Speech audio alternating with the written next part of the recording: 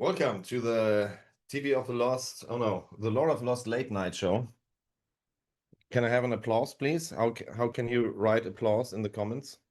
Or maybe there are some weird applause emojis, which I can actually hear. Oh yeah, there's the applause coming.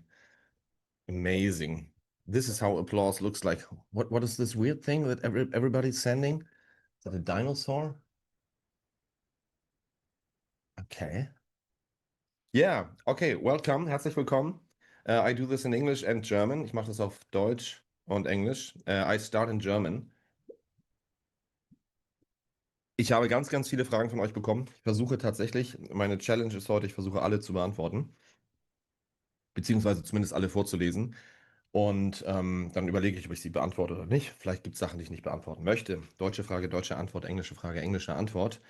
Und ich fange diesmal an mit den Kommentaren bei YouTube, dann mache ich die Kommentare von Instagram und dann die Kommentare von Facebook. Im Hintergrund ist NASA, die immer unsere Lichtfrau, die auch unsere Administratorin ist für alle Streams. Die kümmert sich da um alles. Wenn ihr Tipps sendet, Geld spenden wollt, ich werde danach nicht fragen, aber falls ihr es machen wollt, seid euch bitte gewiss, die Hälfte des Geldes geht immer an NASA für ihre tolle Arbeit. So, same thing in English. I received so many questions already. I'm trying to answer all of them, or at least read all of them, and then check if I want to answer them or not. Because there might be things I do not feel like talking about. And I'm going to start with the comments from YouTube, then Instagram, and then Facebook. English question, English answer, German question, German answer. In the back is NASA, our light tech. She's also responsible for administrating all our Twitch streams. And if you tip money, which I'm not going to ask for, but if you want to do that, be sure half of the money, 50%, always goes to NASA for her great work. So, let's start. Erste Frage auf Englisch. First question, English. Maybe this time, no, I'm not going to read the names. Sometimes people are embarrassed. If you find your question, you know it's your question. So, I loved the album 1980, which is my solo record, which came out like 1 year ago. How long do we have to wait for Chris Harm's next solo album? Probably 1 year or a little less. I have started doing something, but I'm not being as quick as I thought, so it might be longer. But yeah, let's see. Is there any special plan you would like to share with us about what you will do during the tour break? Well, during the tour break, we will write a lot of songs, and then we actually have the chance to things like, some of us want to travel, some of us want to maybe enhance their family, some want to go there, some want to work more on the studio, some and so on. But it's not a band break, it's a tour break. So we will be doing lots of things, actually, as much as we're always doing. We just don't go on tour during this time. Next one. Why is there so little Opus Noir songs on the Tour Noir? For other album tours, you've usually gave half of the set list to corresponding albums. That is not true. In the 22 songs on the Tour Noir, we have 8 songs from the Opus Noir trilogy, which should be like 36% something Opus Noir. On the Blood and Glitter tour, we had 8 songs of 21 songs, which would be like 38, 39%, but that's not half. On the Thornstar tour, we had 18 songs, and I think we played 6 songs of Thornstar. That's like a third. So actually everything is like always. And I always think you always have to do like a good mixture. I always see these shows in like 3/3. 1/3 new stuff, 1/3 stuff that everybody expects, like a collection of the big hits. We can't even play all of our hits because we have too many. Oh, the bank just called. My account is too full. I'm sorry. So no, we really can't play all of our hits because we exist for a long time. So if we will play all our hits, it would be a full show already. Then the third, the third is maybe like more unexpected stuff, playing stuff we never played before, or playing stuff we didn't play for a long time, or maybe a B-side or so on. So what you're saying that we usually gave half of the set list to corresponding albums. No, we did not. Sorry. Um, okay. Is there still a plan to remake One Day Everything Will Be Okay one day? One day everything will be okay one day. Yeah, we actually already did it like 1.5 years ago or something, but I didn't like the new version. We didn't fully produce it. We had a demo of that. I didn't like the new version. It was too far away of the original, so we will go back into that some other time. Okay, I'm feeling so important here because I'm sitting here with the iPad and the pencil and doing this stuff. Okay, that's a German question. Ich habe mich intensiv mit der Bühnenperformance von Sex on Legs beschäftigt und war beeindruckt, wie viel Wirkung durch sehr kontrollierte Bewegungen wie Positionieren, Vor- und Zurückgehen oder Vorbeugen entsteht, während der Gesang stabil bleibt. War diese Performance von Anfang an bewusst so konzipiert oder hat sich das eher intuitiv entwickelt? Entschuldigung, wenn ich lache. Ähm, Ich weiß, also es gibt nicht die Bühnenperformance von einem Song. Ich singe den Song.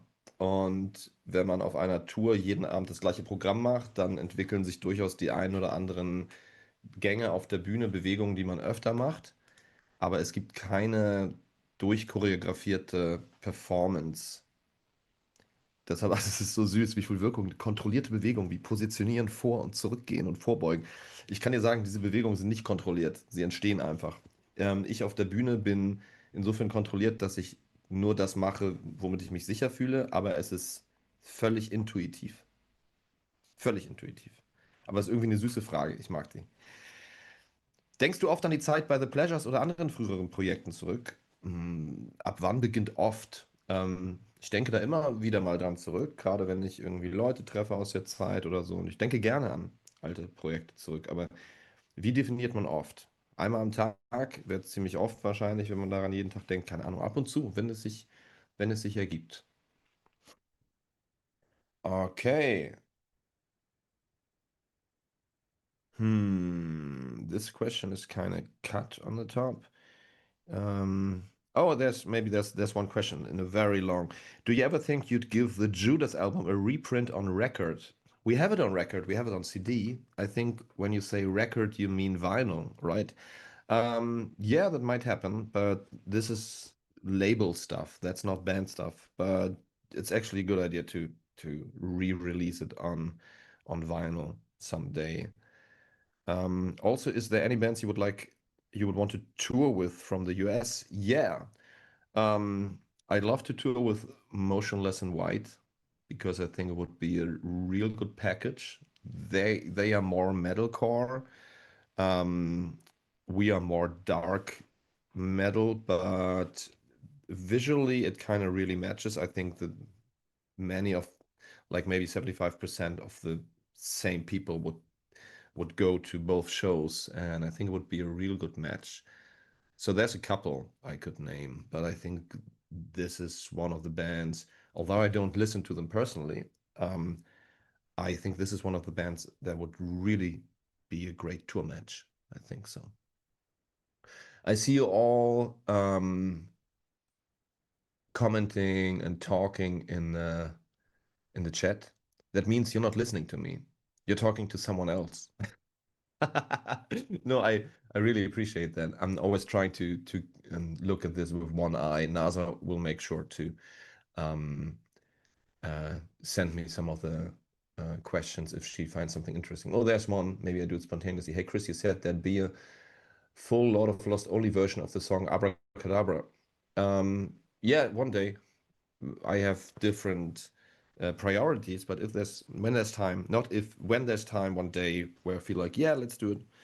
Maybe let's do it. Maybe for Thornstar re-release, because like in 2 years there's gonna be a Thornstar 10-year anniversary. So maybe we could put this song on the main record. Like this year's gonna be Empyrean 10-year re-release. So there's gonna be a full new Empyrean, and we're gonna put two of the bonus tracks from some singles. We're gonna put them on the main album, and there's gonna be a new artwork and all this kind of things. Last question. You could have already toured with them, but if you haven't, would you ever tour with Death Stars? Yes, I would, but I highly doubt that they ever gonna tour again.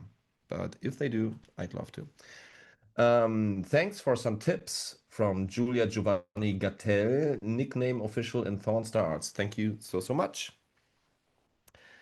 Hi Chris, thanks for the Q&A. When I asked you if you guys played I'm a Diamond, you said no. Is it because Alea cannot come and sing I'm a Diamond on tour with you? Well, this song, I'm a Diamond is a song which could be performed without him. Some duets are like duets. They really just work with the two people. Like what if we become with IMX? This doesn't work without Chris Corner. I'm a Diamond would work, but we had just so many songs to choose from a full trilogy. It's 33 songs, so yeah, it's just one of the songs we had to leave behind. Even if we would play all of the singles videos, which in the end is going to be 14, 15 songs or something, we even cannot do that.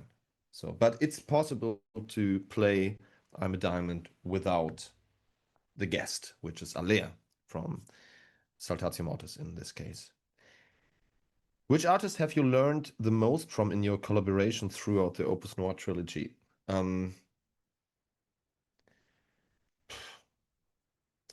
What means learning? That you learn things on so many different levels. I think really inspiring to me was the one with Tina Guo because I play cello all my life, but she does it on such a stellar level up there, and you can quote me on that. She's literally, sorry for the Kardashianism, she's literally one of the best musicians I have ever had the chance to play with. So that was inspiring.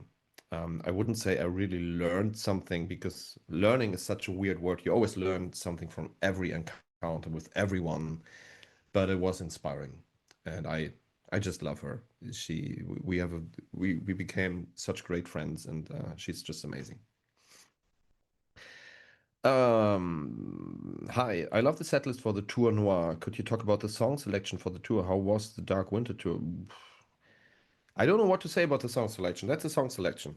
It felt like we want to play these songs. So come to the shows and see how they feel. How was the Dark Winter tour? Oh, there's so many things to tell. Maybe you wait a couple of weeks because we have 5 TV of Lost episodes. One is already online, and there's 4 more coming. So we have TV of Lost back, and you will see lots of those behind the scenes stuff there.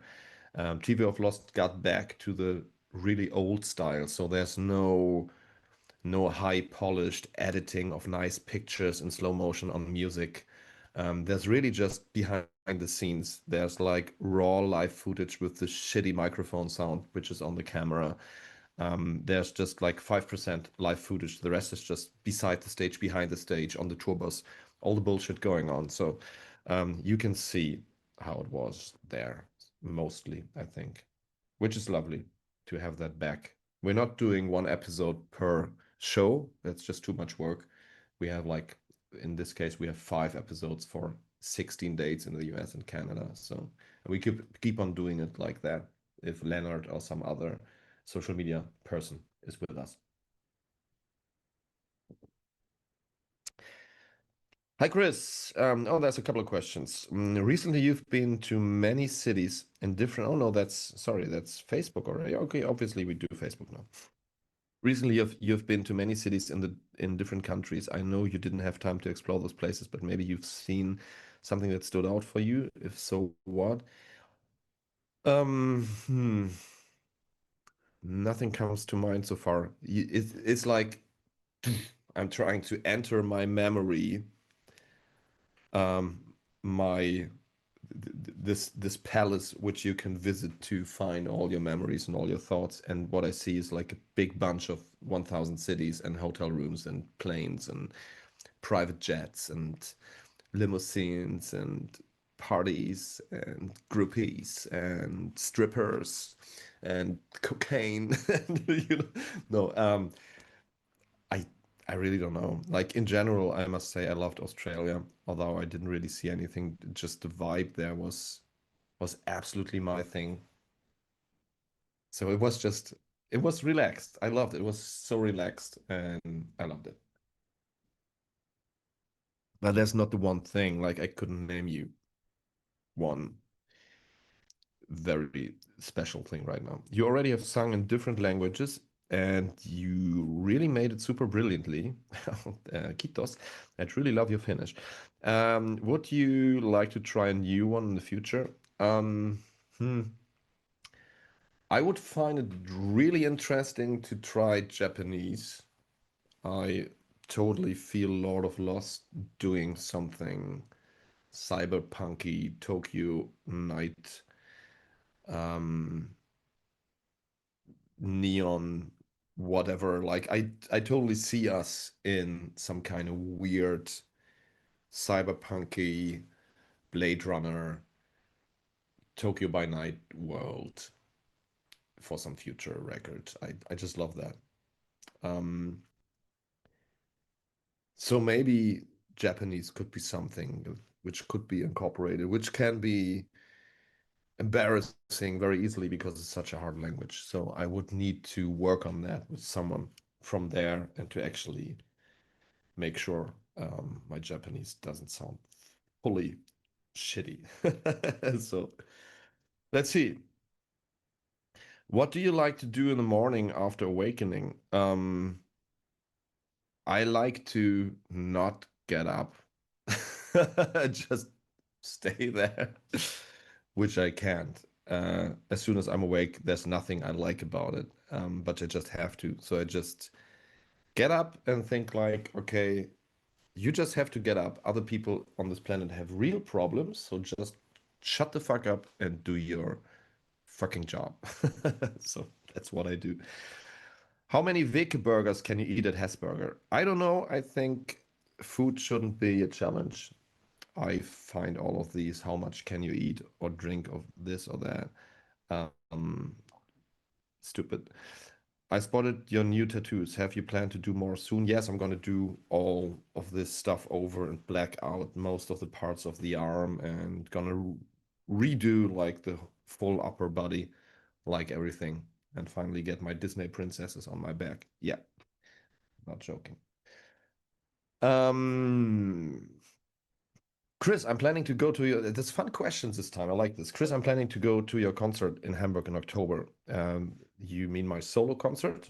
There's two concerts. One is sold out on October 3, and there's an additional so on October 2nd, which is like 40% sold out. So there's many tickets left so far. So easy on that. It's my first time in Hamburg. Would you recommend to see any sites and such? I'm planning to the Elb Philharmonic, to Port, the Town Hall, St. Pauli. Uh, yeah, that's pretty much it. Um, the water is great. Try the beach. We have you can see, for instance, in our music video for the Broken Ones, we have a beach by the river. It's 10 kilometers long or something. You can miss it if you go on the map. You'll find it. Go there. In October, it might be still nice. It can be great weather in October. Do you like and listen Madonna? Yeah, I do. German question. Warum hast du dir ausgerechnet Spleen 4, Spleen 4, Charles Baudelaire, für den Text von La Vie est Helle ausgesucht und keines der anderen Gedichte aus Le Fleur du Mal? Ich habe gerade dieses Gedicht gelesen, als ich die Idee zu dem Song hatte und es lässt sich irgendwie gut, der Rhythmus lässt sich irgendwie gut singen. Es ließ sich gut zur Musik machen. Und es ist recht kurz, man kann ausreichend davon verwenden. Danke für die Q&A. Immer mehr hört man von Bands, die das Touren einstellen, weil der finanzielle Druck einfach zu groß ist. Auch einige kleinere Festivals mussten das Handtuch werfen. Da die Produktionskosten wohl kaum wieder sinken werden, siehst du einen Ausweg aus dieser Live-Krise? Wie können wir Fans außer mit Ticket- und Merch-Verkauf euch unterstützen? Okay, I'm gonna do this in English because I reach more people. It's important. It's about the live business, about the crisis of so many festivals going broke, of so many fans going broke, not really having a chance to do some countries anymore. Same for us. This European tour, some of the countries will be the last time we ever go there because it's just red numbers. Because some of the costs for crew, logistics, light rental, whatever rental, blah, blah, blah, some of them are like not double, some of them are triple the price or even more. So let's do a little guess. The Tour Noir has 27 dates. Die Tour Noir hat 27 Dates. Maybe you guys can guess how much money we have on our we have to pay to make it happen, hoping that exactly this amount of money or more comes in, so we actually can make a living from the job as a musician. Also, versucht doch mal zu raten, für 27 Shows, wie viel Geld insgesamt denkt ihr, müssen wir eigentlich vorstrecken und ausgeben für 27 Shows, um überhaupt später die Hoffnung zu haben, dass das wieder reinkommt auf 55.000 Euro, um auf Null zu kommen. Okay, yeah. Let's put some numbers in there. And I can't tell you all the details because some of them are like, it's internal stuff. We have contracts with logistics, whatever. So I'm keep it kind of general and I do the price kind of like this. So let's say we have 27 dates. So what do we have? 20,000 per show. That's a little too much, but 1.3 million. A lot of money. Actually, the 300,000 is not that bad. 30 bis 40.000 per show. That's 30 to 40 per show. That's too much. That's like, yeah.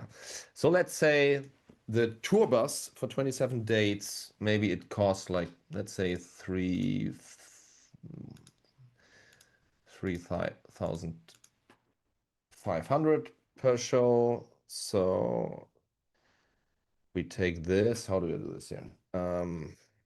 Wait.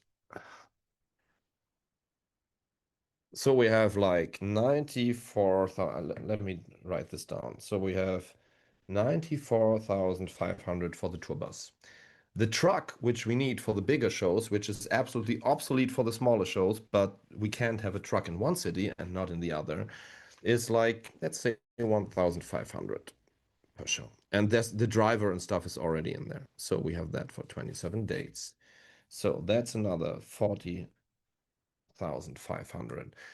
So let's say for the crew, sometimes it's less, sometimes it's more people, but in general, let's say also with preparations and blah, blah, blah, blah, blah, we have like maybe 4,500 per show times 27. Of course, we don't pay this up front, but still some money, which have to be paid on the way, sometimes up front if people need it. Then we don't have sound rental for this stuff. Luckily, this time we found a different way of light rental, but let's say very often bands easily pay 500 euro light rental, which is nothing per show. Let's say 27 dates at 13,500. Then you have some taxi here, some blah, blah, blah, blah. Let's just put some extra catering here. So let's put another 10,000. So we have now, it's 94,500 plus 40,500 plus 121,500 plus 13,500 plus another 10. So there's like 280,000 already. Most of the stuff needs to be paid before the tour. So you need to have this money somewhere to pay. And now, now the cherry on the top, you need to bring merch on tour. A lot of merch. And it needs to be pre-produced, although you don't know if you sell it or if you have to cancel the tour because of sickness. So this time we have printed merch for another 90,000. So let's say we have 370,000 euros already. You don't know if that's coming. So You need to, of course, you sell merch, but you don't know if you do. So 370,000 um, divided by 27 shows. So that's like, it's easily 13,700, like 14K per show. And sometimes you play like a super small club somewhere in Scandinavia and let's say 300 people show up. Let's put this through 300. So even if like, like if a ticket costs through 300 is like 45 euro, if 300 people would come, we get 100% of the money. Yay! But we don't, of course, because you have local crew, you have promoters, you have a booking agency, blah, blah, blah, blah, blah. So you cannot, some people count like that. They go like the ticket price and they go like, oh, it's 50 euros. Then they Google the capacity of the concert hall. They go like, oh, it's 2,000 people that fit in there. And then they take 50 euros times 2,000. Then they go like, oh, wow, this band is going to be fucking rich. And they forget what has to be paid also on site from these 50 euros. And the band is not getting everything of that by far because it's just not possible. And not every show is sold out. So just so you know, it's just a fucking lot of money. Some people can build a full house somewhere, not in Hamburg, but in some parts of Germany, you could even build a house from that money. So yeah.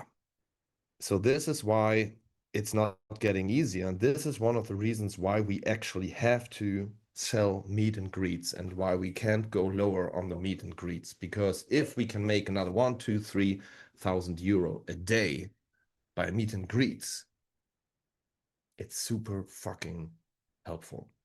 This is actually a make it or break it. Without that, we wouldn't be able to play some of the shows. Just we wouldn't. So sorry for the long monologue, but maybe now you know a little more about how cruel this is. And if you have a smaller band, of course, all the numbers are smaller, but also they didn't earn money from the years before, so they have a different funding. And now scale it up. Let's say Iron Maiden are touring. They have millions, millions, millions, millions, millions paying in advance. And if they have to cancel shows, it's the same thing, just on a huge scale. This is why you hear things like, okay, Lady Gaga lost money on this or that show in an arena, and you go like, why?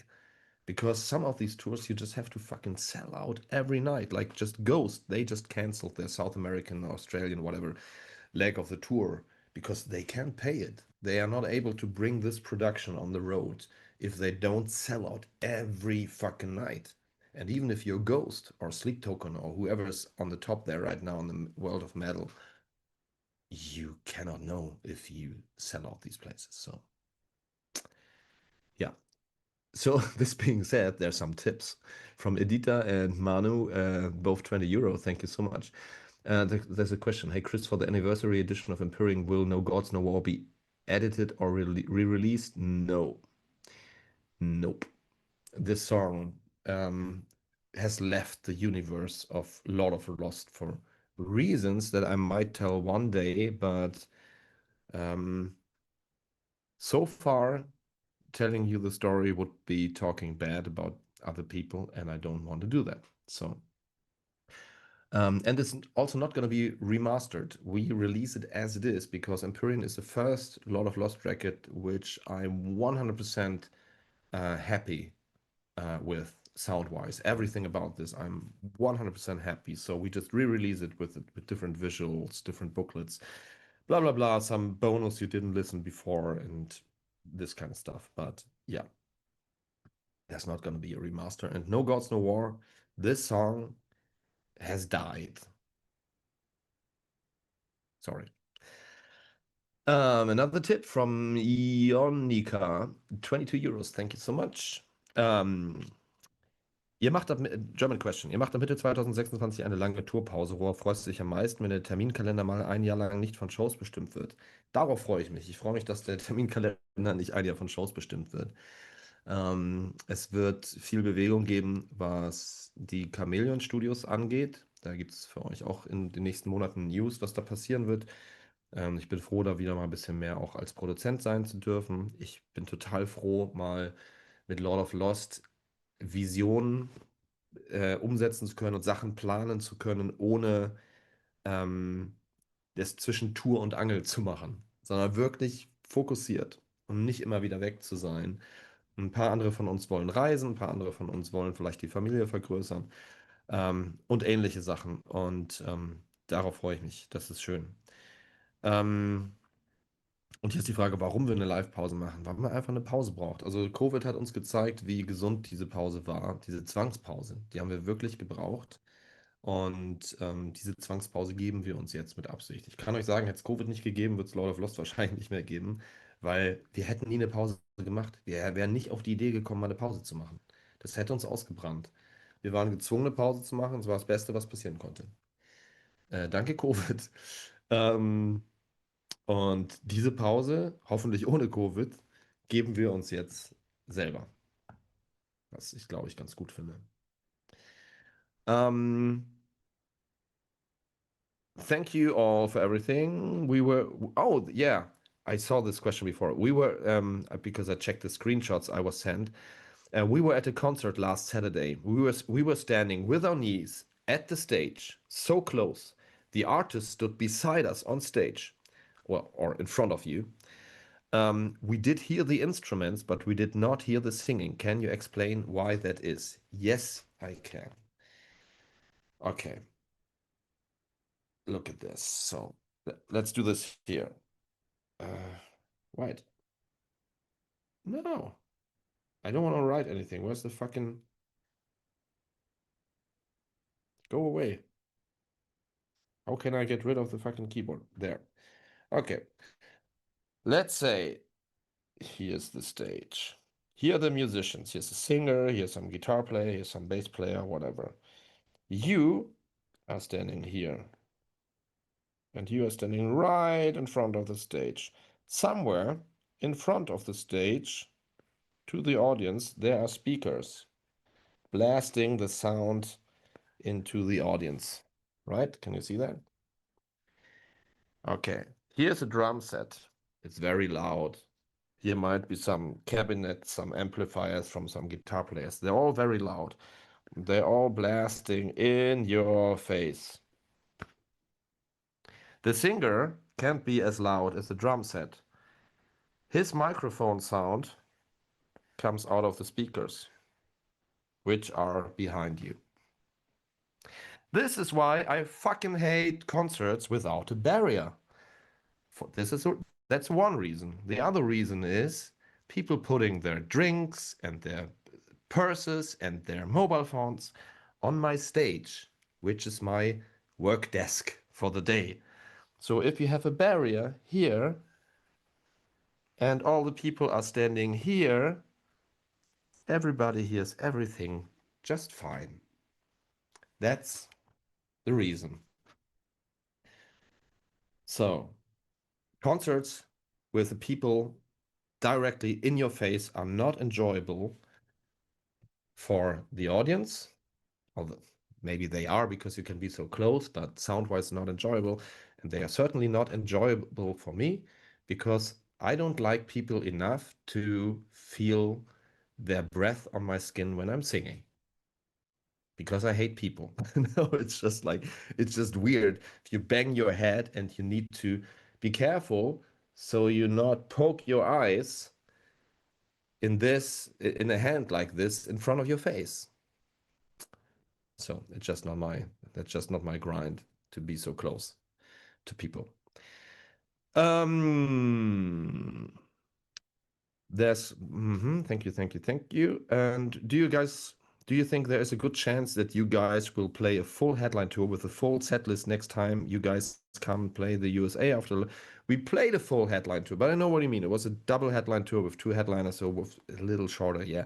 That depends. Next time we come back to the US, it's not clear yet if it's going to be a double headline tour with someone, if it's going to be just us and special guest support band, call them however you want, or if it will be us supporting some bigger band, we don't know. And lots of these things are also based on money, on what's doable.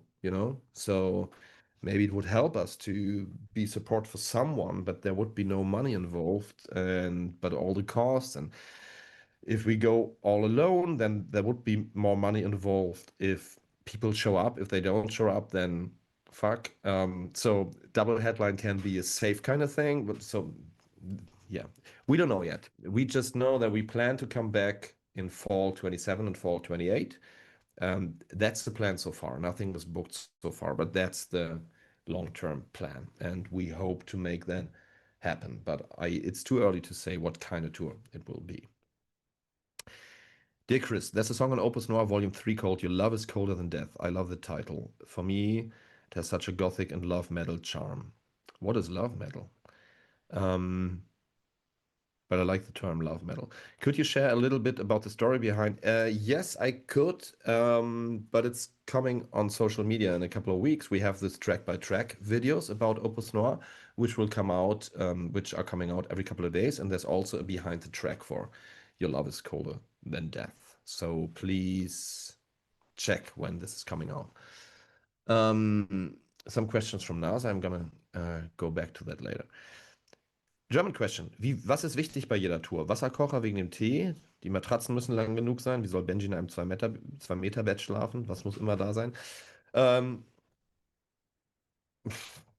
Ich könnte jetzt wir haben eine Catering- und Bühnen- und Backstage-Anforderung, einen sogenannten Rider.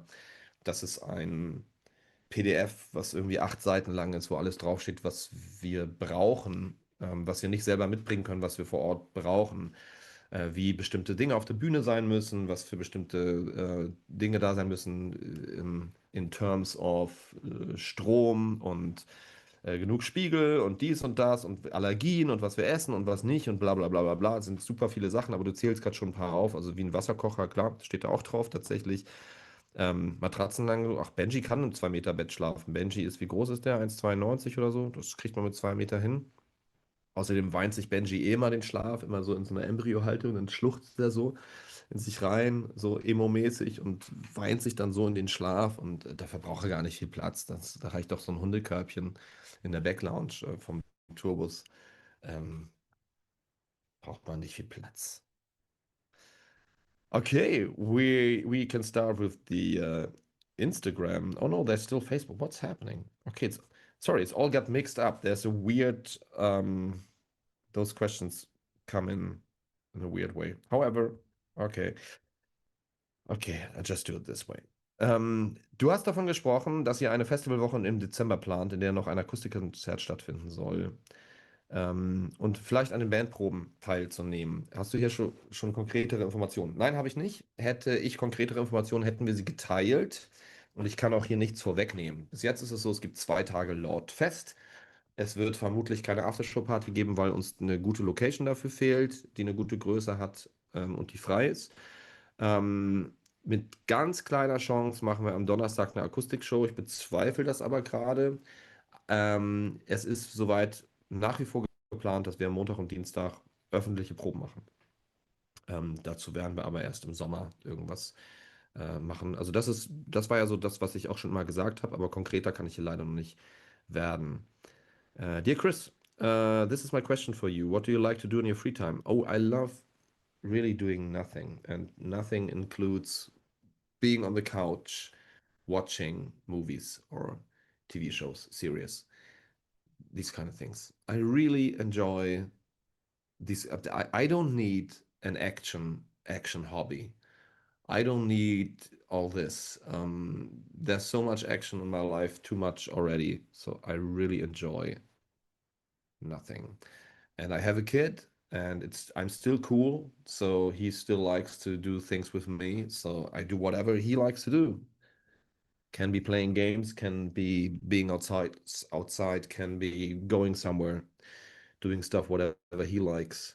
So this is my priority. When I'm doing stuff that he likes, I'm happy. I don't. Maybe when my midlife crisis kind of hits in a couple of years, when the kid is old enough to be out of the house, and I get my third or fourth sports car, and I don't know what to do, then I can start thinking about hobbies. Wie reagieren deine Katzen, wenn du nach so einer langen Tour wie USA, Kanada nach Hause kommst? Sind sie beleidigt und strafen dich mit Nichtachtung oder freuen sie sich? Ich habe sehr offene, kommunikative Katzen. Die freuen sich total. Sie freuen sich auch über jede andere Person genauso. Also ich bin für meine Katzen nicht besonders. Ich glaube, ich bin ihnen ziemlich scheißegal oder genauso scheißegal wie andere Menschen auch. Deshalb freuen sie sich, aber sie würden sich auch über einen Einbrecher freuen. Also, scheißegal. Nein, meine Katzen lieben mich natürlich und ich bin der beste Katzenpapa für meine Katzen, natürlich. Kann man euch auch für Hochzeiten buchen? Äh, ja, nein. Jein. Eigentlich nein. Wenn jetzt aber irgendjemand kommt mit unfassbar viel Geld und ich weiß, es soll jetzt gar nicht gierig klingen, aber wenn jetzt jemand wirklich kommt und sagt, ihr spielt meine Hochzeit und ihr habt hier so einen richtig fetten Check. Und von diesem fetten Check können wir ganz einfach mal 2 oder 3 Albumproduktionen bezahlen oder 5 Musikvideos oder können uns erlauben, mit der Band kreativ in ein geiles Studio in Los Angeles zu gehen für 2 Monate und dort unser Ding zu machen. Und wir wären in der Lage, durch diese Menge an Geld richtig tolle Sachen zu machen, dann würde ich sowas nicht ausschließen. Deshalb sage ich ganz offen, wie es ist. Für genug Geld mache ich das.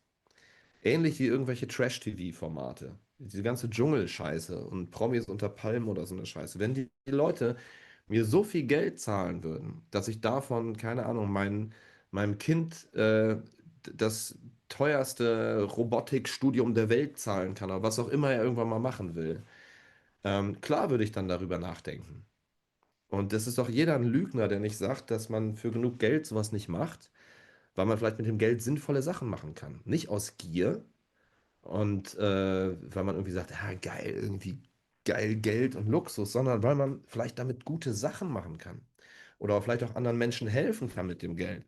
Und sollte ich so eine Trash-TV-Scheiße irgendwann mal machen, dann erwarte ich von den Jungs aus meiner Band und von euch allen, dass ihr jeden Abend eine öffentliche Online-Watch-Party macht und euch die ganze Scheiße reinzieht. Und ich mir denke, wenn man einfach authentisch bleibt und so ist, wie man ist, dann kann man doch nicht verlieren. Wie mein Freund Joachim Witt, der hat Promi Big Brother gemacht und der ist einfach genau so geblieben, wie er ist. Und hat da sein Ding gemacht und hat dadurch nur gewonnen und nichts verloren. Ähm, Das zum Thema Geld und ob man es für Hochzeiten buchen kann. Ich denke, es wird klar, worauf ich hinaus will. Who is Winter? And then I got some other screenshots. Obviously, this comment triggered some people to start to discuss about my relationship status. That was interesting. First, I'm not going to discuss this with you, but what was interesting is that then people started like, why should this be a real person? Isn't Chris in this or that relationship status and blah blah blah, and then they started talking about relationship models and about being about monogamy and polygamy. How do you even say that in English? And then the one person said like, it doesn't work. It can only be 2 people until death. And the other person said like, yes, it can, and blah blah blah. I can tell you, I met so many people in my life and so many different concepts of relationships, luckily. And it's so beautiful that everybody has found their own dynamic. And hearing something like, but I don't understand why. Yes, that's the point. You don't understand. You don't have to understand. Maybe just let them, let the others be. You don't have to understand the others. If other people tell you, I'm happy this way or that way, just let them. And I tell you this because I always get so triggered about people assuming, and I'm not talking about you discussing this, just in general, about people assuming what should be right for others. And yeah, Winter is a person and she actually exists, and that's actually her name. And there was another question if she knows about the song. Yes, of course she does. Absolutely. Um, Hi, Chris. A couple of questions. A couple of questions. a couple of questions from me. Thank you for answering them. Ever since you did the enchanting cover of Lazara's Évidemment during Eurovision 2023, I've been hoping you would sing more songs in French. La Vie est Helle is a beautiful surprise, a surprise. What are the chances of a whole album of you singing French chansons, monsieur? Um, I think the chances are zero. I wouldn't, I don't see myself singing a full album of French songs. I don't have the special connection to that language, which like if there was a heritage, like I'd be half French and I'd forgotten my second mother tongue and I had to relearn it or something. Maybe there would be a connection. It was interesting, and it's an interesting language, but I don't need to do a full album of that. If there would be a duet with Lazara, I'd love to sing in French again, of course. Still love her voice and the song from back then. Might we get to hear you perform I Hate People together with Wednesday 13 as part of a joint UK or German tour one day? You might. Hopefully. I love to. I'd really love to tour with Wednesday 13 again. Sometimes you go on tour with bands and you think like, I'd really love to tour with them again. And Wednesday 13 is one of these bands. And sometimes you go on tour with people you think like, I never want to tour with them again. These things happen. On the Opus Noir trilogy, there are a lot of collaborations with other artists. Did you plan that from the beginning? And how did you choose the artist? No, didn't plan that. Some of them I planned, of course. There were some songs where like, okay, let's go. With the IMX collab was like, let's write a song for IMX. And hope he says yes. With Light Can Only Shine in the Darkness, I was like, I want to write a hybrid for With Temptation, Lord of Lost, and hope they say yes, and they did. Sometimes they say no. I've written songs in my life for collaborations, and the collab partners said no. And those songs will never be a collab, and they will never come out, and I will never tell you which of them said no. So, and how you choose the artist. Yeah, well, some people you just adore and you want to work with them. Some people you meet on the road and you feel like, hey, let's do something together. And sometimes people ask you, like, do you want to do a song together? And so there's so many different ways how this actually can come to be. Oh, there's another one about French. I would love to hear you talk about more about your relationship with the French language. What about French do you enjoy that you don't get from reading a German or English? Would you have chosen to put out a song in French if it weren't for the inspiration of Baudelaire? Are there any other French-speaking artists, poets, writers, or media that you find touching? No, I'm not. I don't really listen to French stuff. I only did it because of Baudelaire, because I always found it fascinating. I wrote The Flowers of Evil in English first when I was 18, 19, and I just thought like I want to read it in the original language. I like French when it comes to poetry because it's the language has such a poetic flavor and flair. I do not, and I'm sorry to say, I hope you don't have any national pride because it's stupid. I'm sorry to say, but I don't really like French language in daily life. I don't like it. I don't like the sound. I don't like what it does to the face when people talk. Every language has like weird things happening with the phonetics. I think French, it's nothing I find touching. I don't see French people talking and I go like, oh, that is so sexy. It's not my drift. It's not my grind. Do you get my drift? That's what I want to say. Um, but I like it when it comes to poetry. So when there's really this very elaborate French language, not the street language, the really elaborate French language, it sounds like music to my ears. So I like French on one level a lot, and I do not like French on like this other level a lot. So yeah, and I think you have the same. You hear a certain language and you go like, I do feel that. And you hear other language, you go like, no, you don't feel that at all. And with French, it's both. Thanks for 10 euro tip from Helen and 30 tip from Jeannie. Thank you so much. And there's two questions now. I sent one German, one English. German. Wie wird eigentlich bei Songs entschieden, bei denen viele Artists mitwirken, wer welche Zeile singt? Passiert das vorab oder singen alle Artists das ganze Lied und man wählt die beste Zeile aus? Beispielsweise bei Dark Heart of the Moon, also die Mera Luna-Hymne. Ähm, wie man das entscheidet, ist es eine Feeling-Sache. Mm, keine Ahnung, wenn du Weihnachtskekse dekorierst, dann machst du es auch aus dem Gefühl. Man sagt, ich mache da ein bisschen Zuckerguss drauf, da ein bisschen Schokolade und hier ein paar Smarties. So, es fühlt sich halt einfach richtig an. Ähm, Ich bin großer Freund davon, wenn sowas ausgewählt wird.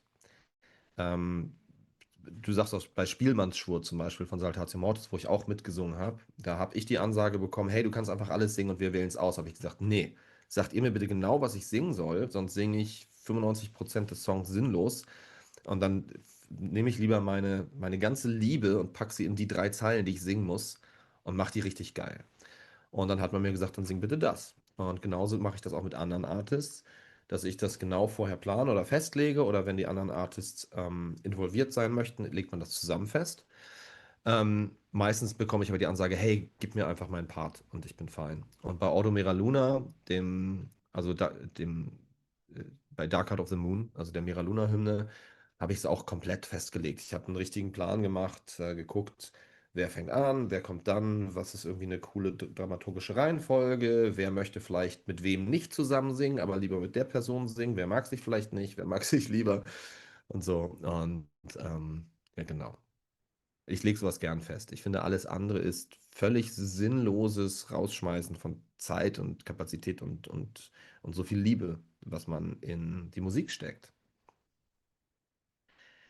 Hi Chris, do you change the way you sing for music videos to make it more visually appealing? When I'm actually singing, I make ugly faces, but music videos always look so glamorous. That's interesting. Look, I intentionally do not change the way at all in music videos. I actually really sing because it does something. All the muscles here, the muscles here, especially when you're singing high and loud or screaming, it's different stuff happening. Of course, maybe you do like ugly faces because you need to get all this energy, but it makes such a difference if I say, let's say the word difference, yeah, I say difference, and when I say it loud, difference, you really see what's happening there. If I just mouth it, nothing's happening here.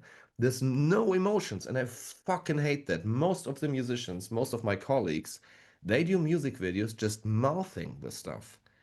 And I think it just looks fake. You look at them, you go like, where's this emotion? You spend all this money to make a music video, and then you actually go.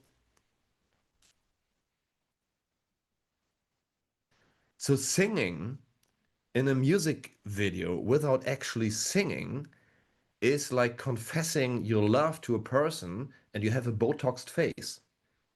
You cannot even express the emotions because your face is like that all the time. So I prefer to just look ugly or visually not appealing and not glamorous, but I transport all the energy. This is why music video productions are kind of fucking up my voice. Sometimes I'm not doing this that loud, or I'm just doing a fake voice, like doing that instead of loud singing, but I'm still producing sound here. So I'm still using all the muscles. I think this is so important. That's a great question. Um, so many questions left. Amazing. What do you want to be remembered for? In particular, is there anything in the musical or creative sense that you'd like to think of as your future legacy and hopefully in a very long time? I want to be remembered for the inventor of the one-person circle pit. Um, I don't really care in detail. I think I would like to be remembered for someone who didn't try to follow any trend, because even if for some people it might look like we're following a trend, because I don't know, Goth stuff is trendy now at H&M for 2 years. Um, we never decide things because we think like, okay, this could work. This could be good on TikTok. This is a trend now. Okay, let's do this or blah, blah, blah, blah. I think I would love to be remembered as being authentic because we as a band, we always try to be as much as possible to really just follow our heart and our own compass and not gravitate towards anything which surrounds us.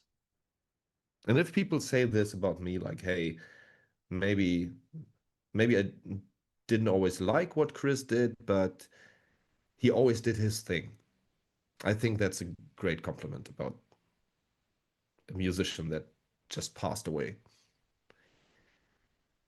It's funny because the next single, which is going to be out in a couple of days, March 11, um, My Funeral, I actually say it in this song. I actually say, hey, if I'm gonna be gone one day, you know the dress code for that day. So the dress code for my funeral, and I'm fucking serious about that, is gonna be pink because black is a happy color. So when I die, pink, and you're mourning my death. If you're happy about that, wear black.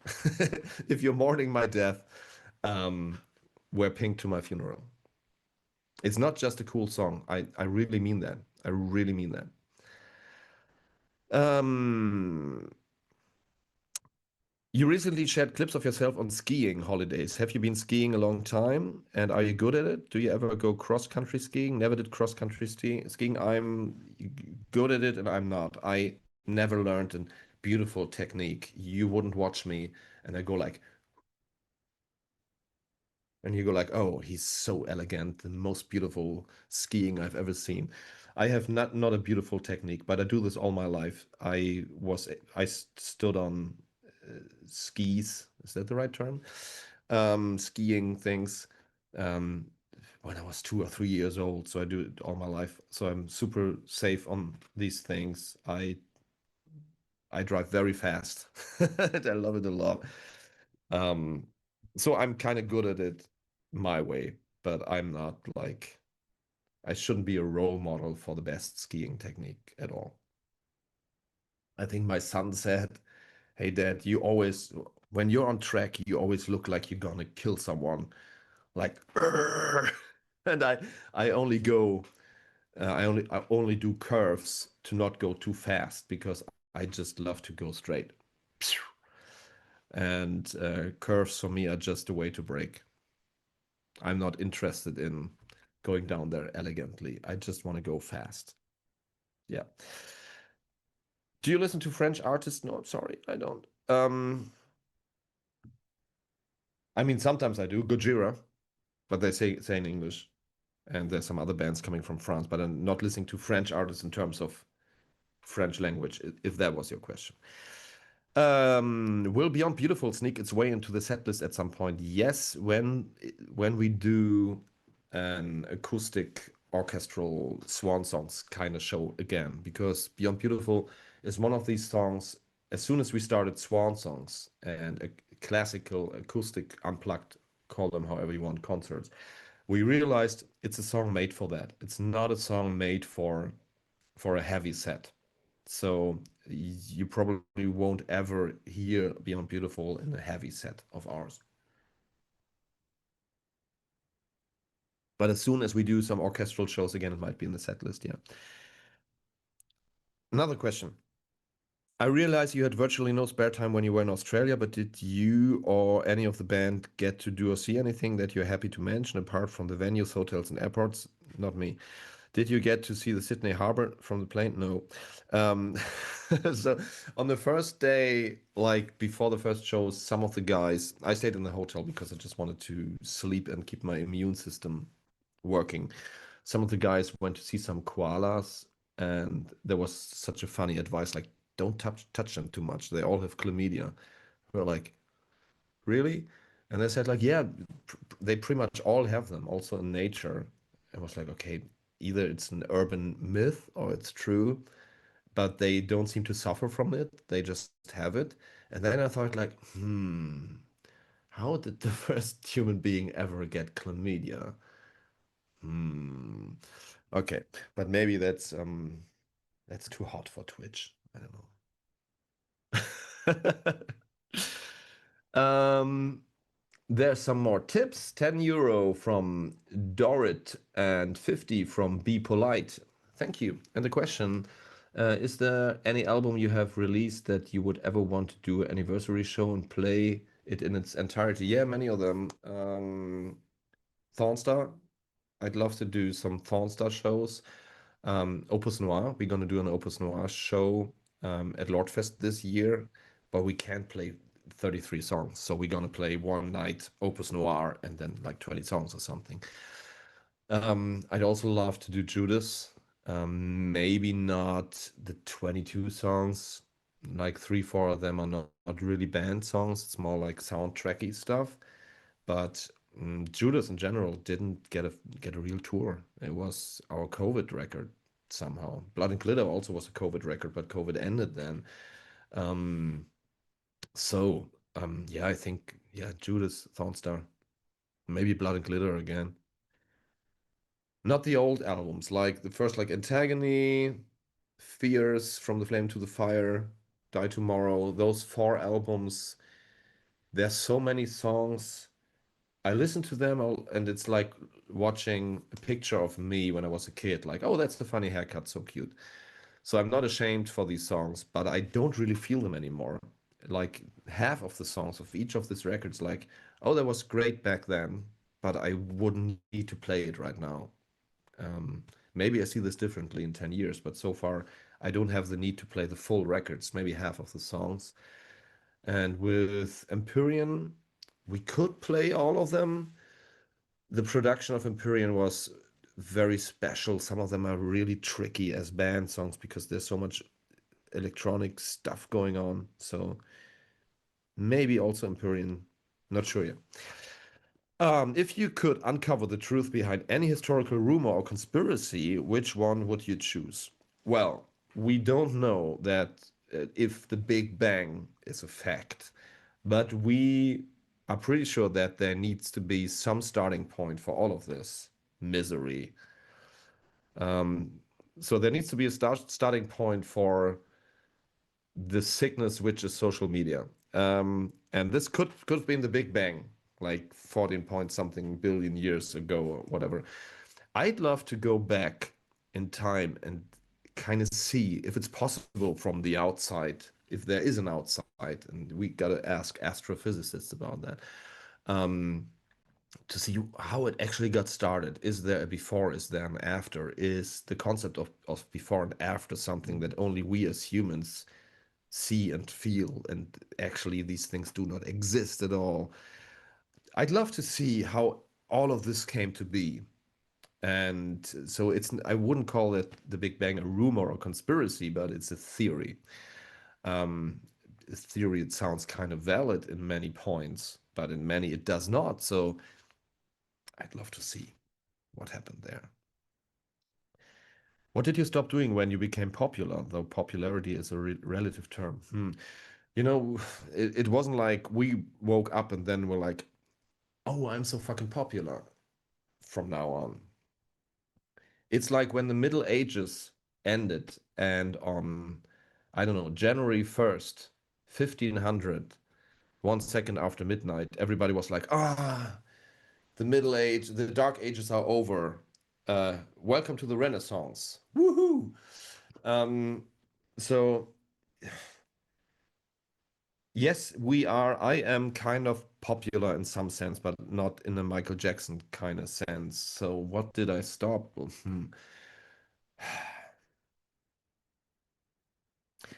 You know, maybe that's a good thing. Social media. If I'd be just a private person, with no popularity at all, and if I had Instagram, whatever, which I doubt, then I would actually share real private moments with my friends, the 20 people that actually followed me. I don't do that. The private stuff that I am sharing is like carefully selected. So I stopped being non-selective about my sharing of private moments.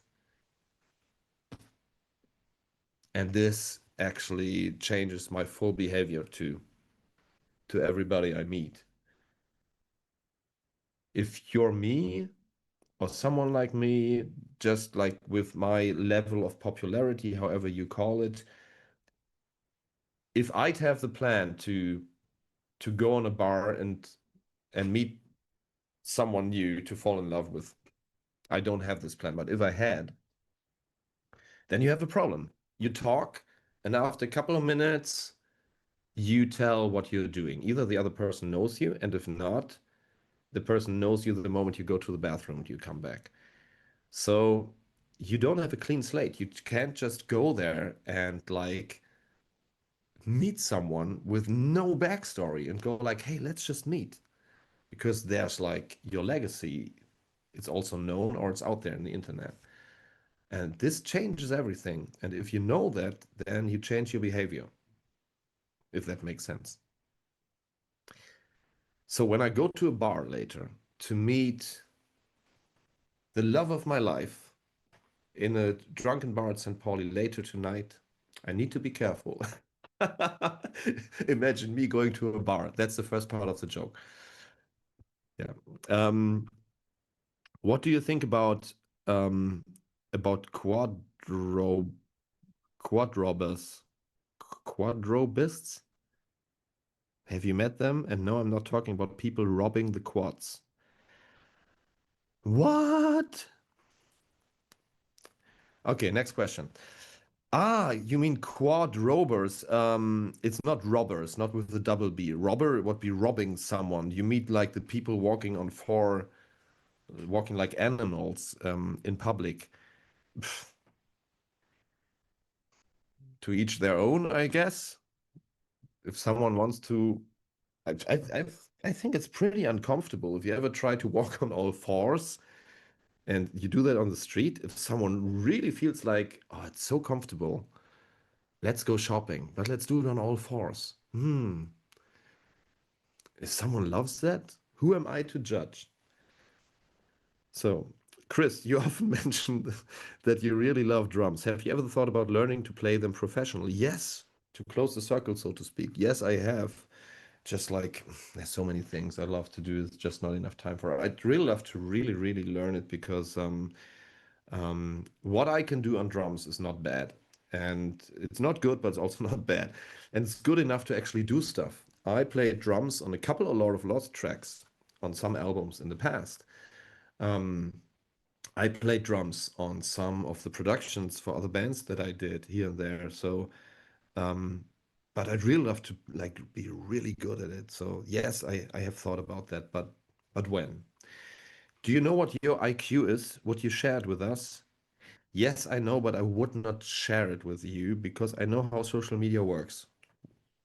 You keep that in mind, and then it pops up in some comments here and there. Then I do something, say something, and then go like, yes, blah, blah, blah, blah, blah. And then this is a topic, and I hate people bragging or not bragging. It depends on the number with like IQ tests and all this bullshit. And because I think it doesn't make anyone better um, based on what your IQ is and talking about these things, like how much money you have on your brain bank, I think it's just stupid. So, what's the biggest myth about you that you'd like to debunk once and for all? Oh, my biggest, oh, there's so many myths.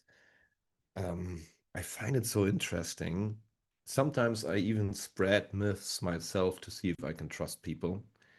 So I tell something really interesting and really untrue to someone new I'm meeting, and I only tell this to one person. And then 2 months later, you hear this about yourself, and you ask this other person, keep it for yourself. And you go like, fuck you, goodbye. So, I think I find all these myths pretty enjoyable. So I'm not feeling like I need to debunk any of them. And I think many of them I might not even know.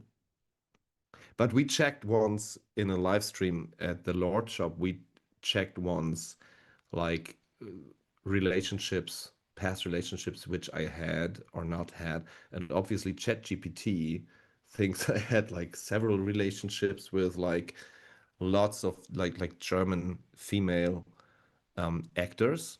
I was like, wow, I always liked this actress, but I certainly never had a relationship with them. So I was like, okay, where's like ChatGPT getting the info from? Maybe from some fan fictions, because ChatGPT is just checking the whole internet, and maybe ChatGPT cannot differ between fan fictions and like real sources. I don't know, but that was interesting. What is your favorite metal band and favorite metal genre? Okay, here's something about me. You need to know my brain is wired in a way that I'm not physically able to give you an answer on what is your favorite this or that without feeling like I'm lying. Whenever I'm telling you, oh, this is my favorite, I always feel like, but it's not true because in 2 minutes my favorite might be something else. And so I really cannot tell you. So I just needed to be honest to myself and give in to the fact that I'm not able to answer these kind of questions. Sorry. We have tips, 20 euros each from Elsbeth and Lost Bird. Thank you so much. Hello, Chris. Are you going to make reaction videos for this year's Eurovision songs? If I'm being invited again by the guys from ESC Compact, or some other, I will. Not sure if I would want to produce them myself. And this actually is a nice question because there was one question by email, what I think about Germany's selection for this year's Eurovision. This question was in German, so I will tell you in German. Also, die Frage kam wirklich häufig aus vielen ESC-Kreisen, auch viele ESC-Fan-Seiten haben mich angefragt, wie so eine Art Interview. Chris, was hältst du von der Auswahl des diesjährigen ESC-Vorentscheids für Deutschland? Ähm, Meine Meinung deckt sich da ziemlich mit den meisten Aussagen, die man tatsächlich auch in der Presse darüber findet. Ähm, also ich könnte jetzt ganz fies sagen, Hauptsache Alessio geht's gut. Vielleicht verstehen ein paar den Joke. Ähm, aber um darauf wirklich ernsthaft zu antworten, ich bin nicht überzeugt davon, obwohl eigentlich an diesem Beitrag alles gut ist. Ähm, Sarah Engels ist eine hervorragende Sängerin. An ihrer Stimme ist nichts auszusetzen. Sie kann sich bewegen, sie kann das rüberbringen, was sie da macht. Sie sieht in ihrer Stage Presence toll aus. Ähm, aber also ich kriege da keine Gänsehaut. Da regt sich bei mir nichts in irgendeinem emotionalen Sinne. Ich finde es auch nicht. Ich finde es auch nicht sexy oder geil oder irgendwie, dass ich wenigstens denke, ah, das ist so scharf, aber der Song ist scheiße. Nein, nichts daran greift mich wirklich, sondern es fliegt an mir vorbei. Es klingt so, und es tut mir total leid, Sarah, falls das jetzt hier gescreenshottet wird, ähm, oder quasi dieser Clip gespeichert wird. Es tut mir total leid, weil sie ist wirklich eine tolle Sängerin. Aber dieser Beitrag wirkt für mich wie vor 15, 20, vielleicht sogar noch vor 10 Jahren etwas, was man zweimal pro ESC mindestens gesehen hat im Programm. Und der Song ist vorbei und alles daran war eigentlich richtig. Aber nichts daran hat mich gegriffen, nichts daran bleibt hängen. Es hat mich auf keinem Level gepackt. Und das ist so ein bisschen das Problem. Es gab zwei Beiträge, die haben mich gepackt. Das waren die beiden anderen Finalisten bzw. Finalistinnen bei den letzten drei, die zur Auswahl standen, fand ich beide gut, die Songs. Ich fand die Artists beide gut. Das fand ich richtig cool. Das war irgendwie interessant, innovativ. Und jeder, der auf dieser Bühne steht, ob nun beim ESC oder beim Vorentscheid, hat den größten Respekt verdient. Denn das ist verdammt schwer, das zu machen. Und ich wünsche Sarah Engels alles Gute, denn sie ist eine tolle Sängerin und sie hat ihr Leben lang für diese Karriere, die sie hat, gekämpft und alles gemacht und hat allen Erfolg der Welt verdient. Aber ich bin kein Fan, leider. Es tut mir sehr, sehr leid. Ich versuche das so fair auszudrücken, wie es geht, weil ich hasse nichts mehr als Unfairness gegenüber anderen. Artists, nur weil einem etwas nicht gefällt, dass man es dann niedermacht. Und es ist nicht mein Anliegen, das niederzumachen. Aber ich muss ganz ehrlich sagen, dass es mich in keinster Weise berührt. Do you watch South Park? Yes, I do. Do you remember any funny episodes or would you recommend a season? Is there any character that annoys you for any reason? I love South Park. I wouldn't recommend a season because they all have their time because South Park is always so close to what's actually happening in the world. There are legendary um, some legendary episodes which are just like I could watch again and again. It's like Make Love Not Warcraft is great. Then the one about social media about Facebook, which is like Tron Legacy somehow, is great. There are so many. So if you really want to dive into South Park, just watch everything. Might take you a year because it's 28 seasons already. Also, the COVID and post-COVID so-called movies they did about COVID and the so-called streaming war movies they did, they are so fucking great. It's like it's in the newer stuff. Is there a character that annoys you? Yeah, some of them I don't really feel. Um, like in general, what I'm annoyed by, I hate Christmas episodes because I can only watch them in Christmas time when it's summer or spring or whatever, and you have a Christmas episode, and it doesn't matter if it's in Friends or How I Met Your Mother or The Big Bang Theory or South Park or The Simpsons or whatever, I just fucking hate it. So it's more these things which I don't like, but not really characters. Do you listen to any K-pop? Not privately. Professionally, I do because I do write K-pop stuff sometimes for others. So I have to listen to it, but I don't listen to it in private. Hi, Chris. I wanted to ask you if you could tell me about the song My Funeral. When and where did you write it? What's your interpretation of it? Well, my interpretation, listen to the song first, find your interpretation. And actually, it's very straightforward. It's very easy to understand. There's no riddle in those lyrics. Um, I wrote it on the UK tour before our last UK tour. When was that, NASA? 23, 22. I wrote it in some hotel room in. Fuck. We had an off day. Hmm. It was the UK tour before our last UK tour. Might have been 23. And I made the demo in a hotel room. Um, Hi, Chris. Can't wait to see you in Warsaw. My question is, why aren't you playing Sex on Legs and Full Metal Horror? And will those songs ever make it to the setlist again? The answer to this question is very easy. The reason why we are not playing these two songs is the same why we are not playing 200 other songs. We just have so many. We really, literally, sorry for the Kardashianism again, we literally have hundreds of songs. And when we play like about 20 songs each night, we cannot play all of them. So some of these have to be gone. We played Sex on Legs like 1, 2 years ago or something, Full Metal Horror also. And they are gonna be in a set list again one day, most probably, but not for now. Hi Chris, how are you? I'm okay. When the European tour ends, what new things will be in the shop as the non-touring months pass? I don't know yet. We have a full list of some things we want to do as merch, but I can't tell you in. It's like explaining you pictures now, like, oh, maybe this or that. Like, just wait for it. Hi, Chris. How did the collaboration with Hannes Braun come about? Oh, that's very, very easy. Hannes, we're friends for some time, and what's the English word for it?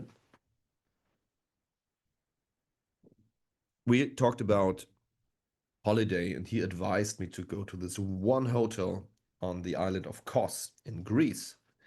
And he said, like, if you're looking for a nice hotel, that's a good one. So I went there and I sat on the beach. I had the song idea for La Vie est Helle. And I was like, hey, Hannes, was like, thank you for the great hotel. I just got inspired to do a song. And he was like, oh, that's a cool idea. I was like, you want to write it together with me? He said like, yes. Then we wrote it together, and he did some demo vocals on it. I was like, it sounds great. Can we just sing it together, please? And he said yes. So that's the short form. Will the I Hate People merch be added to the shop or be available on tour? Yes and yes. First on tour, later in the shop. German. Wie würden Sie reagieren, wenn ich in der Meet and Greet etwas Kreatives gebe, Zeichnung oder handgemachte Figur? Ähm, okay, es geht um Geschenke anscheinend in Meet and Greets. Also, wenn man mir eine Zeichnung gibt von mir in einer Meet and Greet, dann bin ich da mal ganz ehrlich und sage, hey, ich unterschreibe sie dir gerne und dann gebe ich sie dir zurück. Ich möchte sie nicht haben. Nicht, weil ich eure künstlerische Arbeit nicht wertschätze, aber ich möchte mein Gesicht nicht weder zu Hause bei mir aufhängen, noch hier im Lost Place. Hängt überall schon meine Fresse auf den ganzen Plattencovern. Und ich habe in meiner Karriere tausende, wirklich tausende Bilder geschenkt bekommen von mir. Wo soll ich die alle hin tun? Und wenn ich dann das Gegenüber frage, hey, würdest du gerne überall zu Hause dein Gesicht rumhängen haben, kommt immer die Antwort, auf gar keinen Fall. Sag ich, siehst du, mir geht das genauso. Nur weil ich Musiker bin, ändert das daran nichts. Also wertschätze ich gerne, was ich dort sehe, unterschreibe das und gebe es dann eigentlich zurück. Das ist meistens das, was ich tue. Chris, would you be interested in doing another big anniversary show with the older band members and some like you guys did in 2018? We did it in 2019. But yes, I would do that. It was 2019, right? Yeah, it was 2019. I would do that. Maybe not exactly the same way, because I think it's not interesting to do like the same thing, but I'd like to incorporate older band members, whoever of them is interested in doing that, into the show. Yes, in some way. That would be nice. Absolutely. Thank you for the tip. €10 by Adraged with Adraged. What? Ah, a tragedy. A tragedy with tits. Well, I like that. That's a great name. A tragedy with tits. Nice. That's my kind of humor. Is there any country city where you want to perform a concert more than anywhere else but haven't had the chance yet? Yes, Japan. I don't even know how. I've never been there. There's something about Japan which I find really fascinating. Also, Iceland. I don't know why. I'd love to play a show in Iceland. One of my favorite bands comes from there, Sign. Um, Ragnar Solberg, what a fucking great singer and such an attractive male human being. My absolute male crush. Sign, such a great band. I love to play in Reykjavik once. Yeah. If no, where did you enjoy performing the most? Oh, it doesn't feel fair to say, because when I say like, oh, it was very special there and there and there, it always feels like um the other the other cities weren't worth to play or whatever. So I wouldn't want to say that. Maybe you could share some funny stories from tours. Oh, whenever that's too general. The question is too general. It's like, oh fuck. My brain goes on overload. You go like, could you share some funny stories? I'm like, okay, maybe first start to watch TV of The Lost on YouTube, and then if you see some things you find interesting, next Q&A, try to ask me some specific things. Maybe I can tell you some more backstories about specific things. I'd love to, but my brain goes to overload with this very general question. For me, so much of your music elicits strong visual imaginary when I listen. When you write, is there a visual imagery component, colors, shapes, scenes? Sometimes not. Yeah. Sometimes things are just written because there's some visuals. Even a light show sometimes. Just before this show, before the stream, I was discussing one of the songs from the tour, which were written on a light show in my mind. And Naz and I have to work on the details now within the next 1 or 2 days before we go on tour. Because sometimes, yeah, that really happens. Also, Blood and Glitter, writing this, me and my co-writer, which was Rupert from the band Eisbrecher, we imagined something like a Eurovision stage without thinking about Eurovision. The song Blood and Glitter were not, it was not written for Eurovision, but we were like, okay, how would a song like that be on a some kind of Eurovision stage? So visuals can help. German Question. Woher bezieht ihr eure Bühnenoutfits? Habt ihr ein Team im Hintergrund, die euch ausstatten? Wenn ja, wo bekommen sie die her? Sind das extra Anfertigungen? Manchmal sind es extra Anfertigungen von irgendwelchen Designern, bei Blood and Glitter zum Beispiel. Du siehst im Booklet genau, wer es gemacht hat. Für Opus Noir tragen wir ganz viele Sachen von Minoir, Minoar, eine Designerfirma aus Bulgarien. Du siehst auch fast immer in dem Abspann der Musikvideos, was wir für Klamotten getragen haben. Teilweise ist es einfach Frauenabteilung von H&M und Zara oder ähnlichen Sachen. Teilweise findet man, ja, ich weiß, Amazon ist scheiße, aber teilweise findet man einfach irgendwelche Sachen. Und viele Dinge sind auch, denkst du, ah, das ist geil, aber mit einer Schere und ein paar Löchern hier und da sieht es besser aus und dann wird irgendwas gekauft und noch ein bisschen angepasst oder so.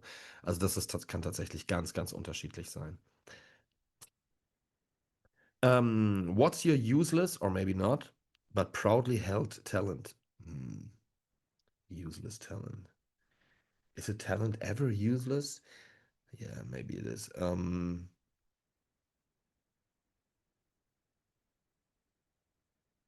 NASA. Do I have a useless talent I could be proud of? Is there something I do where you think like, okay, he's really good at that, but it's really fucking useless? Okay, she says she's writing something. I'm gonna go to the next question first. Do you have some irrational fears? Yeah, like spiders. I know they don't do anything to me. I mean, of course, if you some parts Australia in the jungle, they can fucking kill you. But in general, just a spider, you go like, hmm, NASA. I can say that. Then people go like, oh, that's racist. Just because I'm making fun of you because you're French, I can say that. Or did I just say that? No, Naz and I, we have this joke. We're always making fun of each other because she's French, I'm German. She's like half French, half German. So we always have this cultural fake war going on. Of course, nothing about that is serious, but yeah, maybe that's my useless talent. I can make fun of NASA a lot. Is that a talent? Do you need to be talented to do that? Everybody can be mean to people. I think it's a talent to not be pissed if people are being mean to you because you're friends. Because sometimes people mix it up. You think you know them for so long, and then you kind of do because when I'm being friends with someone, that means I'm mocking people and I expect them to mock me. That's just the way we roll. We love that. Maybe you need some talent to not be pissed about it. I think she says another things. I think it's a talent to make fun without being mean. Yeah. Do I succeed or am I mean sometimes? Sometimes. Okay, she goes like 6, 7. Okay, got it. Um, do you have some a bad habit on set stage before or after the show? Not really. If you would call like, well, I don't know if it's a habit, but I'm really bad at like in the backstage area. I'm not having one drink. I have 10 at the same time because I feel like, oh, I want to drink cola without sugar, like in this case. I open the bottle or the can, whatever, and I put it somewhere. 5 minutes later, I'm gonna be like, oh, I want to drink something. I open another bottle. And at the end of the night, there's like 10 bottles standing, and I'm like, oh, all of these are mine. None of them are bubbly anymore. And I'm like, oh fuck, I really fucked up. So maybe that's a real bad habit of mine. Ähm, Du hast beim letzten Mal davon gesprochen, dass du morgens Vitaminpulver zu dir nimmst. Mich würde interessieren, welches Produkt du nimmst.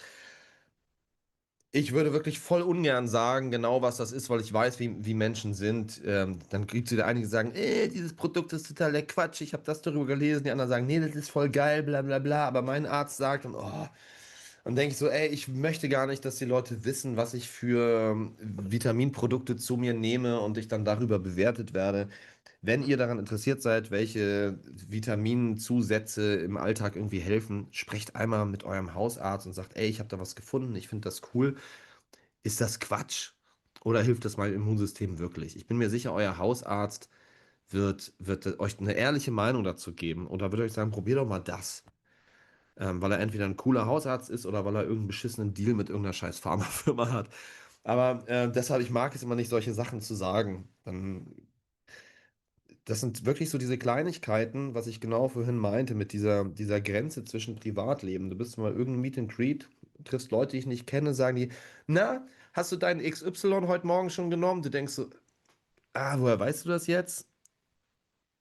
Haben wir das mal thematisiert? Und das ist dann, sind so Kleinigkeiten, aber da bin ich dann ganz gerne, ähm, haltet ihr vielleicht für arrogant und doof so zu reagieren, aber es ist so, wenn man das Gefühl hat, man wird die ganze Zeit so angesprochen auf irgendwelche Sachen. Da geht schon mal irgendwelchen Katzennamen los. Dann sagst du aus Versehen mal, wie die heißen. Und dann fragt dich irgendeine Person, die du überhaupt nicht kennst im Supermarkt, na, wie geht's Katze XY? Und du denkst so, das ist ein Stück zu nah, obwohl dir die Person überhaupt nichts getan hat.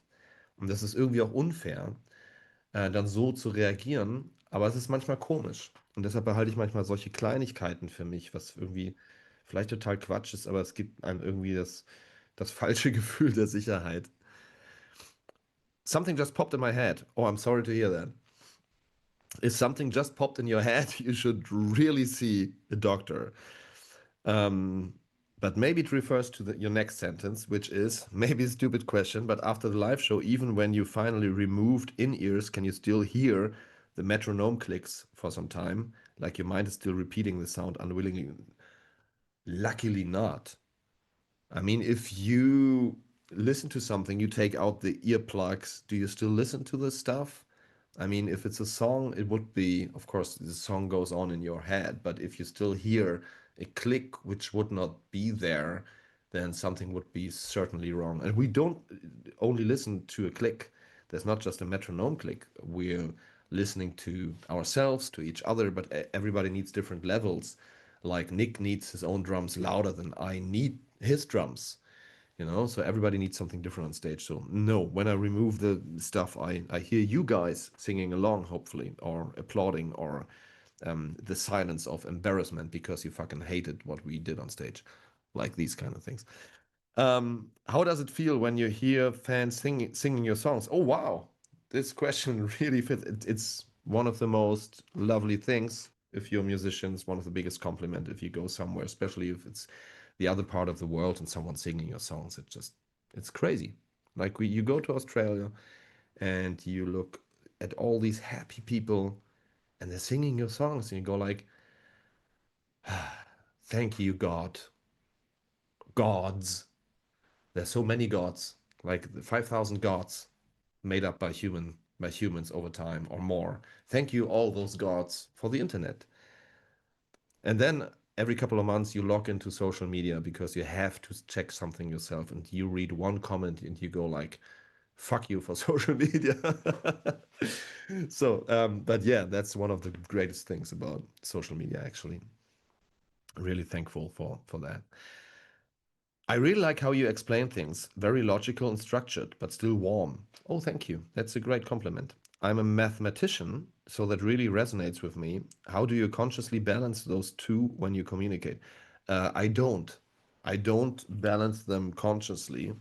It's maybe something I am able to do, or it's maybe something you are just able to see in me, because I'm really sure there are many people on this planet that hear me talking and they go like, I just hate this person because they just do not vibe with me, which is okay.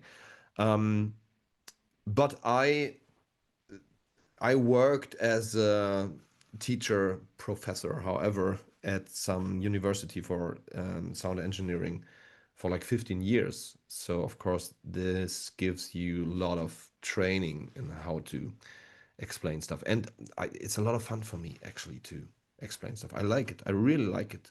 It's like talking with NASA, who here in the back, who's actually a doctor in volcanism. Is that a word? Is that a right word?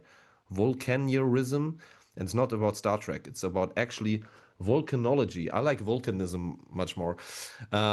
So we always talk like weird science stuff. Like she can tell me all the things she knows about. I can tell her all the things I pretend to know about, and it's a great, it's a great talk. So, no, we love to explain each other things. It's interesting. Oh, thank you for a tip, Christina. Just spent amazing 110 euros. Thank you so much. There's a question. Are you still exercise on tour to stay in shape? Do you have plan to attend some classes or gym when you will be on planned break? I guess it's quite of a challenge when you have sudden changes of how is your approach to that currently? I stopped exercising on tour a while ago because it didn't make me feel fit again. For a long time, I did these exercises and I was more fit on stage. Then I did it at some time. I don't know if it was caused by COVID or whatever, but I felt like exhausted then in the evening. So I felt like I need to sleep more and then be fit in the evening. So the last couple of months, 1, 2 years, whenever I tried to work out on tour, didn't really vibe with me. I find more power in relaxing and trying to eat healthy. I do exercise stuff and martial arts like boxing or some other things on the side when I'm not on tour, and I plan to actually do that in the on the tour break even more. I want to go back to boxing more focused and want to go back to some MMA and yeah. So, what do you think about Lord of the List? What? Is that a typo? Did you want to be funny? Because there's this weird XD smiley um, behind. Maybe you wanted to ask me, what do you think about Lord of the Lost? But I want to take you literal. So, what do you think about Lord of the List? I love it. The Lord of the List is a packing list which actually exists. And the packing list, we always have it when the van, the trailer, the truck, or our private jet is being packed. Someone standing there from the crew. Earlier it was Garrett, now it's someone from the crew standing there with the Lord of the List. Goes like hookers, yes. Cocaine, yes. It's both on the truck and all the gear. And actually, funny thing, there's actually hookers and cocaine on the list, and just as a joke. And at one point when we were flying to, I don't know, South America or Russia or China or whatever, we were like, do we really want to go through customs with a list that says hookers and cocaine? So we kind of, when we fly somewhere, the hookers and cocaine joke is not on the Lord of the List. Ja. Deutsche Frage. German. Hast du dir schon einen Support für deine Zusatzshow am 2.10. ausgesucht? Nee, habe ich noch nicht. Vielen Dank für den Reminder. Mache ich noch. How in the world do you find time and energy for all the work you do? The plethora of music, the collabs, the shows, the videos. Thank you for acknowledging that. Well, it's my job. A workday has 8 hours. If you use it wisely, and I'm one of my talents, I can say this proudly. I am a good team leader and I'm a good time manager. I can plan and time manage things kind of well. This is one of my main jobs with Lord of Lost and also other bands which I'm producing. And about the collabs, well, many people think it's a lot of work when I'm singing on someone else's song. It's not. When someone asks me, like, do you want to sing on my song?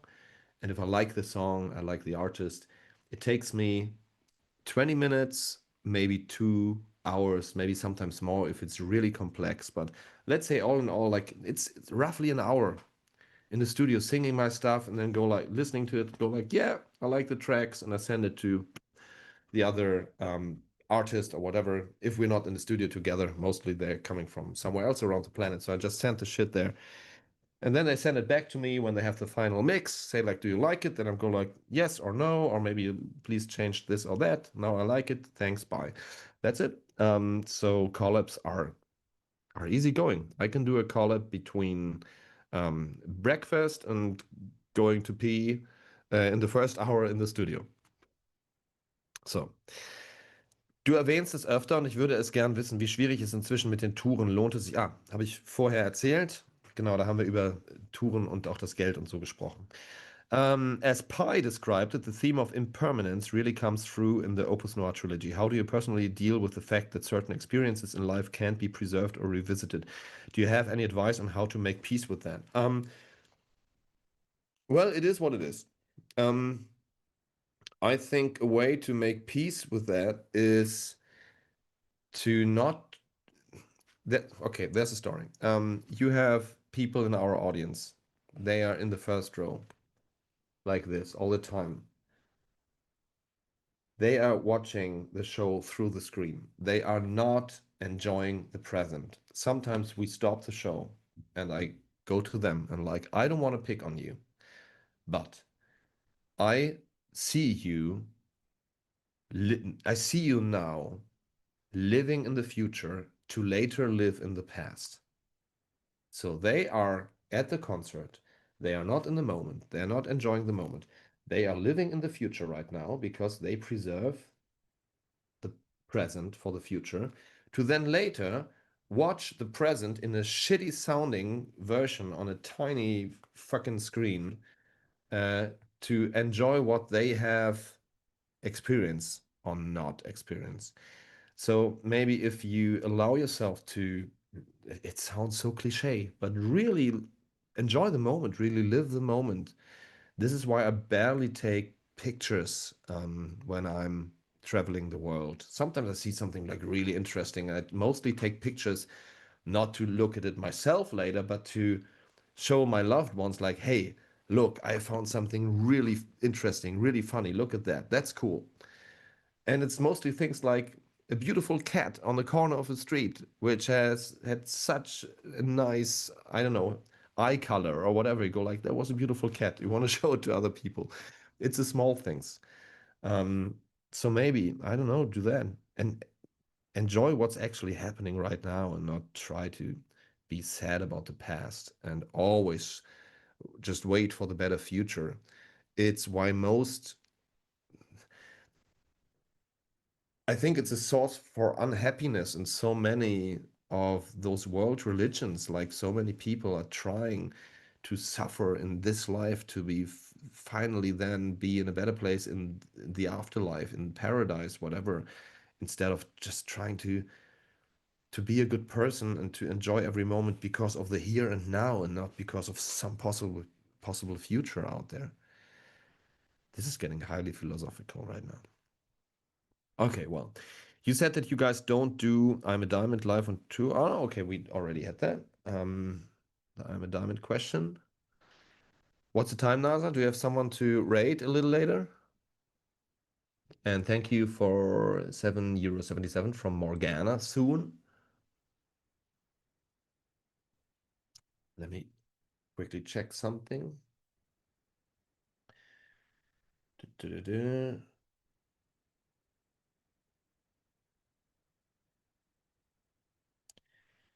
Ähm, sorry, ich muss das kurz hier antworten. I need to answer this quick.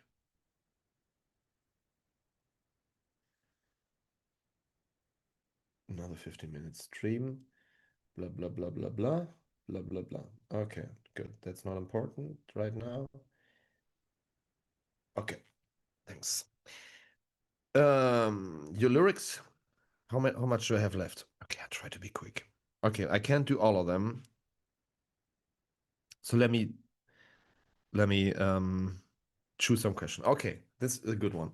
I'm really curious about axolotls. We have axolotl, this Mexican weird animal, as plushy animals now in our shop.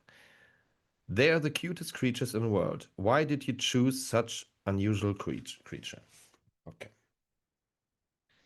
let me show you.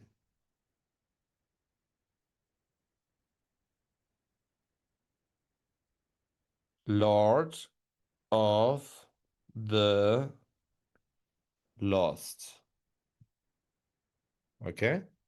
Lottel.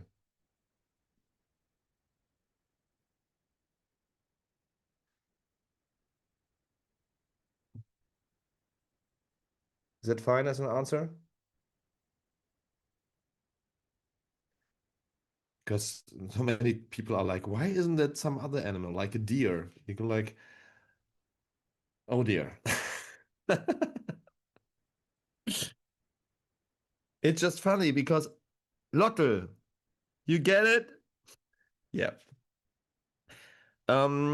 If you had to make a super short set list with just one song from each Opus Noir volume, which songs would you pick and why? Oh, fuck me. Please choose. Which of your children do you love the most? I'm happy to do this for you. Okay. Mm,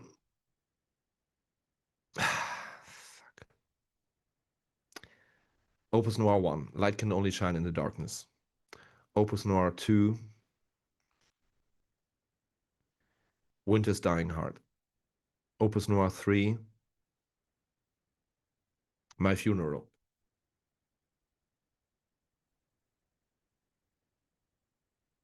So there you go. What's your oh, that's the same. What's your favorite song on volume 3 of Opus Noir? I wouldn't say it's my favorite, but I just chose my funeral for a set list like that. But can't really. If you watch the whole show, you know about my problem with the question like what's your favorite. There's another question about touring and being financially risky. We already had that, luckily. Um, Here's a question of more B-sides of songs on set lists. It can never be too many B-sides, you know? If you have a room full with like super hardcore ultra fans, which know all the shit, then it's a cool thing to just play all the B-sides. But you always have some people there who occasionally listen to you from Eurovision or whatever. And I think at a concert, it's important to make everyone happy somehow, including us. So this is the main thing. So we would need to like what we're playing, but you also that's one of the rare moments where we're really thinking about what others think of us, because at a concert we're not there to only make us happy. We want to try to make the majority of the people happy. This is why we always have these thirds, like one third new stuff, like current album, one third, sorry, hits, one third weird stuff we didn't play for a long time, old stuff, like that. So it always needs to be a good mixture. um Chris, I once asked you what hobbies you'd like to pursue if you had enough time, and your answer was windsurfing and diving. Yeah. Do you find time for that? Or do you have other yeah, I sometimes I do. Um, During the last couple of years, I still went scuba diving and windsurfing. Yeah, absolutely love it. Habt ihr ein Nightliner-Unternehmen für die ganze Tour oder fahrt ihr mit verschiedenen Bussen? Oh, wir fahren mit verschiedenen Bussen. Das hängt auch manchmal ein bisschen vom Budget ab. Es gibt extrem krasse Nightliner-Unternehmen, die sind so ein bisschen wie ein Fünf-Sterne-Hotel auf Rädern, sowas wie Artists Delight zum Beispiel, mit dem wir super gern arbeiten. Ich sage es euch ganz ehrlich, die können wir uns für so eine ganze Tour einfach nicht leisten. Würden wir jetzt nur durch Deutschland touren, wo wir wissen, okay, jeden Abend kommen 1500 Leute und wir spielen halt jetzt unsere 10 Shows in Deutschland, wir machen jeden Abend gutes Geld, geil, cool, dann leistet man sich diesen geilen Bus. Wenn wir durch eine Europatour fahren, wo wir bei ein paar Shows Geld machen, bei ein paar Shows Null machen, bei ein paar Shows einfach Minus machen mit Anlauf, weil wir hoffen, wir können in dem Land was aufbauen, dann müssen wir einfach eine andere Company nehmen, die nicht Fünf-Sterne-Hotel auf Rädern ist, sondern irgendwie Drei-Sterne-Hotel, hoffentlich auch auf Rädern. So, deshalb gibt es da verschiedene. Wenn ich es mir aussuchen könnte, Lieblingscompany, und in dem Fall kann ich wirklich sagen, Lieblingscompany ist auf jeden Fall Artist Delight. Großartigste Busse. Wunderbar. Ähm, NASA still searching for someone to rate, and we still have a couple of minutes left. Let me check some. Second solo album, yes, it's in the making, but it's not going to be 80s. It's going to be electro, but different, because doing the full 80s thing feels like a second part of a comedy movie, and those second parts are not good. Most of them they're shitty. So I want a new approach to electronic music for that. Favorite tracks of Lady Gaga's Mayhem. Can't tell you about favorites, as I said, but let's say a first track that comes to mind is Disease. I really love that one.